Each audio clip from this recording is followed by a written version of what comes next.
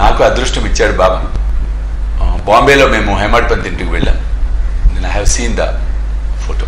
ఆ చిత్రపటం అంటే ఫోటో కాదు, ప్లాస్టర్ పీఓపితో చేసిన బాబా ఆకృతి ఎంబోస్ భలే ఉంది, బాగుంది.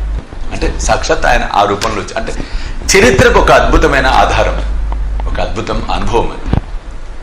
కాబట్టి ఆ విధంగా నాకు ఎప్పుడు హోలీ పండుగ అంటే ఆ కథ గుర్తొస్తుంది. సాయి భక్తులు ఎప్పుడు కూడా ఇది ప్రాక్టీస్ చేయండి బాగా. ఏ పండగకి ఆ కథ గుర్తు తెచ్చుకోవాలి మనం. హోలీ పండుగ రోజు హేమాడ్పంత్ హోలీ పండుగ కదా, సంక్రాంతి రోజు మేఘశ్యాముడు కదా, శ్రీరామనవమి రోజు శ్రీరామనవమి ఉత్సవాన్ని బాబా జరిపిన వైనము రామభక్తుడైన డాక్టర్ కదా, రామభక్తుడైన డాక్టర్ కదా. అలాగే దసరా నవరాత్రులు, విజయదశమి మహాసమాధి ఘట్టం,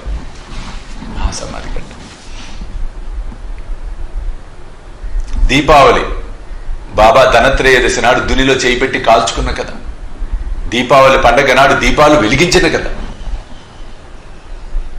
చూడండి, ప్రతి కథకి పండుగకి ఒక కథ ఉంది, ప్రతి పండుగకు కథ ఉంది. శివరాత్రికి మేఘశ్యాముడికి శివలింగం బహుకరించిన కదా. అట్లా మనం ఎన్నో ఈ సచ్చరిత్ర మన జీవనం, వేదం.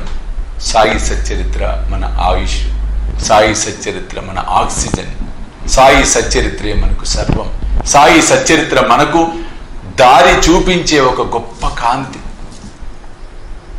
కాబట్టి సాయిని ప్రేమిద్దాం, సచ్చరిత్రను ఆధారం చేసుకుందాం, ఆ తండ్రిని చేరుకునే ప్రయత్నాన్ని మనం చేద్దాం.